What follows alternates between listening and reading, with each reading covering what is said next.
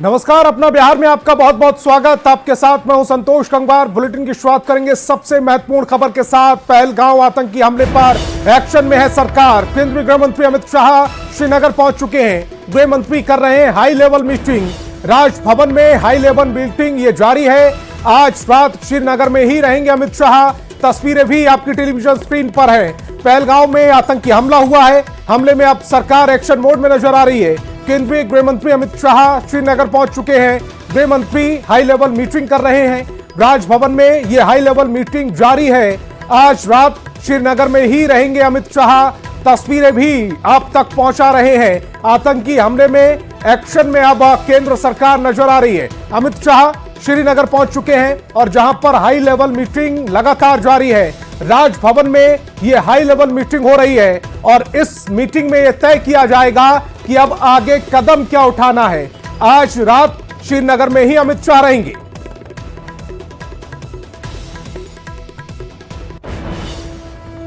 और पहलगांव आतंकी हमले से जुड़ी एक और बड़ी खबर आपकी टेलीविजन स्क्रीन पर। सूत्रों के हवाले से बड़ी खबर मिल रही है। पहलगांव में आतंकी हमले में 25 से ज्यादा पर्यटकों की मौत हुई है। 2 विदेशी नागरिकों की मौत की भी आशंका जाहिर की जा रही है। एक इजराइल और एक इटली का नागरिक है। सूत्रों के हवाले से यह बड़ी खबर, पहलगांव में आतंकी हमला हुआ है उससे जुड़ी यह बड़ी खबर इस समय आपकी टेलीविजन स्क्रीन पर। पहलगांव में आतंकी हमले में 25 से ज्यादा पर्यटकों की मौत की आशंका जाहिर की जा रही है। 2 विदेशी नागरिकों के मौत की भी आशंका जाहिर की जा रही है। एक इजराइल और एक इटली का रहने वाला नागरिक बताया जा रहा है। फिलहाल 2 तस्वीरें आपकी टेलीविजन स्क्रीन पर हैं। ये पहली तस्वीर, जब हमला हुआ उसके बाद लोग प्रार्थना करते हुए नजर आ रहे हैं और ये संख्या लगातार बढ़ती हुई दूसरी तस्वीर में देख सकते हैं। प्रेयर की जा रही है। जो लोग इस पूरे घटनाक्रम में आतंकी हमले में जिनकी मौत हुई है उनको लेकर अब ये प्रेयर की जा रही है, उनकी आत्मा की शांति को लेकर और आतंकियों को सद्बुद्धि देने के लिए यह प्रार्थना का दौर जारी है। पहलगांव के जंगल में सेना का सर्च ऑपरेशन लगातार जारी है। आतंकियों ने गोली मारने से पहले कलमा पढ़ने को कहा था। आतंकियों ने नाम पूछकर गोली मारी है। चश्मदीद ने यह बयान दिया, यह जानकारी दी कि आतंकियों ने सबसे पहले नाम पूछा और नाम पूछने के बाद गोली मार दी। मजहब जानने के बाद, यानी कि धर्म जानने के बाद आतंकियों ने फायरिंग की। टीआरएफ ने पहलगांव में आतंकी हमले की जिम्मेदारी ली है। पाकिस्तान के आतंकियों ने रेकी की थी। मृतक जो हैं वो गुजरात, महाराष्ट्र और कर्नाटक के रहने वाले बताए जा रहे हैं। पहलगांव आतंकी हमले से जुड़ी एक और महत्वपूर्ण खबर आपकी टेलीविजन स्क्रीन पर। अब जंगलों में सर्च ऑपरेशन लगातार बढ़ता हुआ। आतंकियों ने गोली मारने से पहले कलमा पढ़ने को कहा था। आतंकियों ने नाम पूछा ताकि मजहब का पता लगा सके, धर्म का पता लगा सके। मजहब जानने के बाद आतंकियों ने फायरिंग की। टीआरएफ ने पहलगांव में आतंकी हमले की जिम्मेदारी ली है। पाकिस्तान ने आतंकियों ने रेकी की थी। पाकिस्तान के आतंकी थे जिन्होंने सबसे पहले रेकी की। मृतक जो हैं वो गुजरात, महाराष्ट्र और कर्नाटक के रहने वाले बताए जा रहे हैं। तो पहलगांव में आतंकी हमले की प्रधानमंत्री नरेंद्र मोदी ने निंदा की है। आतंकियों को बख्शा नहीं जाएगा। प्रधानमंत्री ने कहा है कि आतंकियों को बख्शा नहीं जाएगा। आतंकवाद से लड़ाई और मजबूत होगी। आतंकियों का एजेंडा सफल नहीं होने दिया जाएगा। प्रधानमंत्री नरेंद्र मोदी ने, और वो ट्वीट भी इस समय आपकी टेलीविजन स्क्रीन पर है। प्रधानमंत्री ने कहा है कि आतंकियों को बख्शा नहीं जाएगा। आतंकवाद से लड़ाई और मजबूत करेंगे। आतंकियों का एजेंडा सफल नहीं होने दिया जाएगा। तो जम्मू कश्मीर के पहलगांव में हुए आतंकी हमले में पर्यटकों की मौत पर सीएम नीतीश कुमार ने भी दुख जताया। सीएम ने आतंकी घटना की निंदा की है। साथ ही शोक संतप्त परिवार के प्रति गहरी संवेदना जताई।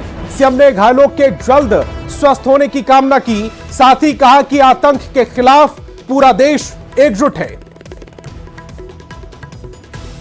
तो जम्मू कश्मीर के पहलगांव में आतंकी हमले पर बीजेपी के राष्ट्रीय प्रवक्ता शहनवाज हुसैन ने कहा, दोषियों को बख्शा नहीं जाएगा। आतंकवादियों पर सख्त से सख्त कार्रवाई होगी। आतंकवादियों को जमींदोज किया जाएगा। शहनवाज ने विपक्ष से भी बयानबाजी से बचने की नसीहत दी है। में जिस तरह टूरिस्ट पर आतंकवादी हमला हुआ है, नाम और धर्म पूछकर मारा गया है, इसकी जितनी निंदा की जाए कम है। जो आतंकी जो अपने पाकिस्तानी आका के कहने पर इसमें शामिल हैं उनको बख्शा नहीं जाएगा। प्रधानमंत्री जी ने गृह मंत्री जी को, एलजी साहब को वहां भेजा है और जो इसमें शामिल होंगे आतंकी, वो जमींदोज किए जाएंगे, उनको मौत के घाट उतारा जाएगा। इस मुद्दे पर पूरे देश को एकजुट होना चाहिए और विपक्ष को इस पर जो बयानबाजी कर रहे हैं उसको बंद करना चाहिए।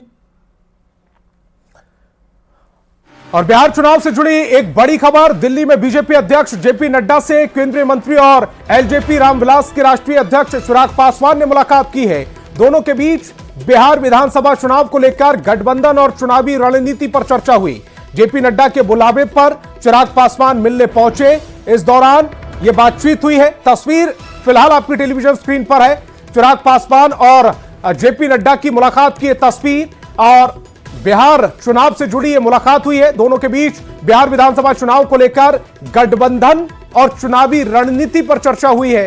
जेपी नड्डा के बुलावे पर चिराग पासवान मिलने पहुंचे और उसके बाद दोनों ने मिलकर बैठकर रणनीति बनाई है। तस्वीर फिलहाल आपकी टेलीविजन स्क्रीन पर है।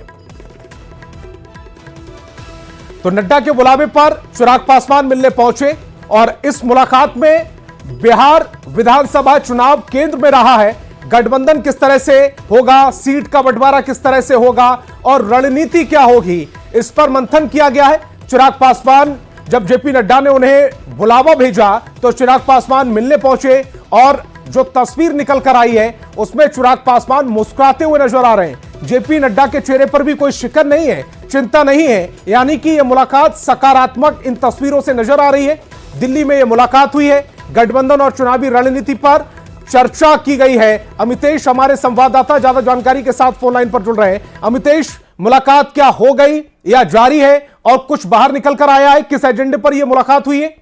देखिए, मुलाकात हो चुकी है आज शाम और निश्चित रूप से जिस तरह से चिराग पासवान की तरफ से बयान आया था और उनके पार्टी के दूसरे जो सांसद हैं और बाकी दूसरे जो उनके समर्थक नेता हैं उनकी तरफ से ये बयान देखने को मिला कि बिहार में चिराग पासवान इंटरेस्टेड हैं। तो चिराग पासवान का चूंकि बिहार में इंटरेस्ट लेना, बिहार विधानसभा चुनाव को लेकर के बिहार जाने की इच्छा जताना, जो इस तरह के बयान सामने आए उसके बाद से ही राजनीति काफी गर्म थी। और खास तौर से जब एनडीए की तरफ से ये तय हो चुका है कि नीतीश कुमार के नेतृत्व में विधानसभा का चुनाव लड़ा जाएगा और उसके बाद नीतीश कुमार ही मुख्यमंत्री बनेंगे, इस तरह की बातें कही जा रही हैं। तो निश्चित रूप से चिराग पासवान का बिहार में इंटरेस्ट लेना, इसको लेकर के कई तरह की चर्चाएं चल रही थी। हालांकि विरोधियों की तरफ से निशाने पर लिए जा रहे थे, तमाम चीजें कही जा रही थी कि एनडीए में सब कुछ ठीक ठाक नहीं है, लेकिन बिहार विधानसभा चुनाव से पहले ये मुलाकात काफी अहम है। अभी 6 महीने का वक्त है। निश्चित रूप से बेहतर कोऑर्डिनेशन की कोशिश के तौर पर इसे देखा जा रहा है और थोड़ी बहुत अगर भ्रम की कोई स्थिति बनती है तो स्थिति को दूर करने की कवायद के बेहतर कोऑर्डिनेशन को लेकर यह बैठक हुई है और अगर भ्रम की स्थिति पैदा होती है तो उस भ्रम को दूर करने की भी कोशिश इस बैठक में की गई है। अमितेश, आप हमारे साथ जुड़े, तमाम जानकारी आपने शेयर की, आपका बहुत बहुत शुक्रिया।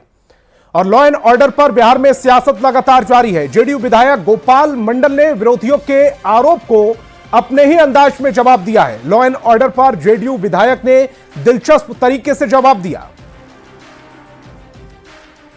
मार हो जाए, मेरे पास रिवॉल्वर है, गोली चल जाए, मर्डर हो जाए, आके हमको मार दीजिए, क्या करेगा पुलिस वाला? व्यवस्था कहाँ गड़बड़ है? ये झूठ मूठ का क्या कोरम? 2005 के पहले क्या स्थिति बिहार की? लोग पलायन कर रहे थे, पटना से भाग रहे थे। वक्फ कानून के खिलाफ बंगाल में हुई हिंसा पर जेडीयू के राष्ट्रीय कार्यकारी अध्यक्ष संजय झा ने बड़ा बयान दिया। संजय झा ने बंगाल सरकार को फेल बताया। संजय झा ने कहा कि हिंसा की तस्वीर डरावनी है। संजय झा ने हिंसा रोकने और पलायन के लोगों की वापसी और सुरक्षा की मांग की है। जो हिंसा हुई है वो बिल्कुल फेल्योर है वहां के सरकार का। हम लोग भी सरकार में 19-20 साल से हैं। नीतीश कुमार जी के सरकार में आप सब जानते हैं कि आज तक एक दिन कर्फ्यू नहीं लगाना पड़ा। ये शासन नीतीश कुमार जी ने बिहार में दिया और जो हिंसा का फुटेज आया है, जो हम लोगों ने देखा है, वो बहुत ही डरावना है और बंगाल सरकार को इस पर जरूर कंट्रोल करना चाहिए। हिंसा किसी बात का सॉल्यूशन नहीं है। और दूसरा जो इशू आप बोल रहे हैं, अभी कोर्ट में है मैटर, सब जुडिस है, उस पर कोई टिप्पणी अभी नहीं कर सकते। बक्सर पहुंचे डिप्टी सीएम विजय कुमार सिन्हा ने आरजेडी और कांग्रेस पर हमला बोला। विजय कुमार सिन्हा ने कहा कि कांग्रेस के राष्ट्रीय अध्यक्ष मल्लिकार्जुन खड़गे पर कोई विश्वास नहीं करता क्योंकि वो बंधुआ मजदूर की तरह युवराज के साथ खड़े रहते हैं। डिप्टी सीएम ने तेजस्वी यादव पर हमला बोलते हुए कहा वो आरजेडी अपराधी और सजायाफ्ता अपराधियों को टिकट देना बंद कर दे। का माहौल खड़ा करते हैं। बिहार की राजनीति कहीं न कहीं कमजोर होती है, लोकतंत्र कलंकित होता है। तेजस्वी यादव जी को अगर जो आज ज्ञान आया है, नेता प्रतिपक्ष के रूप में घोषणा करे कि एक भी अपराधी सजायाफ्ता को, हमारा पिता भी सजायाफ्ता है, उसको कुर्सी से हटा देते हैं और कोई अपराधी को टिकट नहीं देंगे, कोई भ्रष्टाचारी को टिकट नहीं देंगे। ऐसे भी उन पर कोई विश्वास नहीं करता है, क्योंकि वो तो बंधुआ मजदूर के तरह युवराज के साथ कल जोड़कर चलने वाले लोग हैं। भोजपुरी पावर स्टार पवन सिंह की पत्नी ज्योति सिंह ने बड़ा बयान दिया है। ज्योति सिंह ने कहा कि वो काराकाट लोकसभा के किसी भी विधानसभा क्षेत्र से अगर चुनाव लड़ जाएंगी तो उनकी जीत सुनिश्चित है। चर्चा है कि ज्योति सिंह काराकाट, डेहरी या फिर नवीनगर से चुनाव लड़ सकती हैं। ज्योति सिंह सबसे ज्यादा काराकाट और डेहरी विधानसभा क्षेत्र में घूम रही हैं। ज्योति सिंह का तपती गर्मी में भी जनसंपर्क लगातार जारी है। पिछले 2 दिनों से वो डेहरी विधानसभा में लोगों से मिल रही हैं। जी देखिए, जिस हिसाब से मुझे प्यार और आशीर्वाद और लोगों का समर्थन मिल रहा है, उसके अकॉर्डिंग अगर मैं बोलूं तो मुझे इन 6 विधानसभा में से जो भी जहां भी सीट मिलती है मैं सीट निकाल लूँगी। तो पार्टी कौन सी होगी? जी देखिए, पार्टी तो बातचीत चल रही है, थोड़ा सा आप लोग समय दें, क्योंकि तबीयत खराब होने की वजह से मेरे पूरे कॉन्टैक्ट्स खत्म हो गए थे। तो मैं जैसे ही चीज़ें क्लियर होती है मैं आप लोगों को इन्फॉर्म करूँगी। और अगली खबर मुजफ्फरपुर से है, जहां केंद्रीय राज्य मंत्री डॉक्टर राजभूषण निषाद का हैरान कर देने वाला बयान सामने आया, जब उनसे पूछा कि वंदे भारत ट्रेन मुजफ्फरपुर में क्यों नहीं चलाई जा रही। इस पर उन्होंने कहा कि मुजफ्फरपुर में साफ सफाई की सुविधा नहीं होने की वजह से यहां से वंदे भारत ट्रेन नहीं चल रही है। इस महीने तक वॉशिंग पीट बन जाएगा तो ट्रेन चल जाएगी। दरभंगा से या जिस शहर से भी अभी वंदे भारत चलाया जा रहा है, मुजफ्फरपुर के साथ सबसे बड़ा प्रॉब्लम था कि यहाँ वंदे भारत जैसे आधुनिक ट्रेन के साफ सफाई के लिए जो वॉशिंग पिट होता वो व्यवस्था नहीं था। इस महीना अप्रैल में वॉशिंग पिट लगभग बन जाएगा और उसके बाद हम लोग प्रयासरत हैं कि वंदे भारत मिल जाए। और पटना से बड़ी खबर मिल रही है, बिहार में 12 आईपीएस अधिकारियों के तबादले हुए हैं। 5 पदाधिकारियों को अतिरिक्त प्रभार मिला है। अभय लाल बने हैं उप निदेशक बिहार पुलिस अकादमी।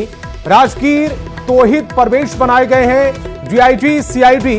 राजेंद्र कुमार भील बने हैं डीआईजी कार्मिक। राजीव रंजन एक बने हैं एसपी आर्थिक अपराध इकाई।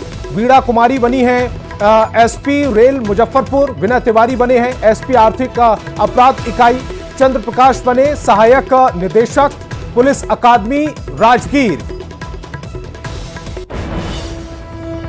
तो पटना से बड़ी खबर मिल रही है, न्यूज 18 की खबर पर मोहर लगी है, असर हुआ है। 2 शिक्षकों को शिक्षा विभाग ने सम्मानित किया है। एसीएस सिद्धार्थ ने शिक्षकों के नाम लिखा पत्र जारी किया है। पत्र के साथ शिक्षकों को सम्मान में प्रशस्ति पत्र दिया गया है। शिक्षक रामजीत राय मौलानगर गया को सम्मान दिया गया है। हारमोनियम की धुन पर घर घर जाकर दाखिले कराने की अपील करते थे। वैशाली के भगवानपुर रत्ती हाई स्कूल के शिक्षक देवेंद्र कुमार को भी सम्मान मिला है। बस्ती में घूम घूमकर माइकिंग के जरिए बच्चों को स्कूल जाने की अपील करते थे। न्यूज 18 पर यह खबर चली और दोनों शिक्षकों की जो सम्मान की खबर थी उस पर मोहर लगी है। न्यूज 18 की खबर का एक बार फिर बड़ा असर।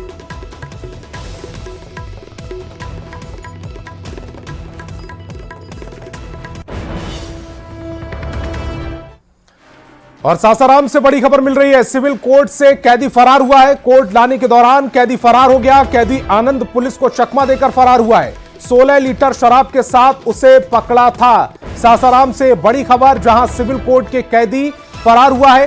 कोर्ट लाने के दौरान कैदी फरार हो गया। कैदी आनंद पुलिस को चकमा देने में कामयाब रहा। 16 लीटर शराब के साथ उसे पकड़ा गया था।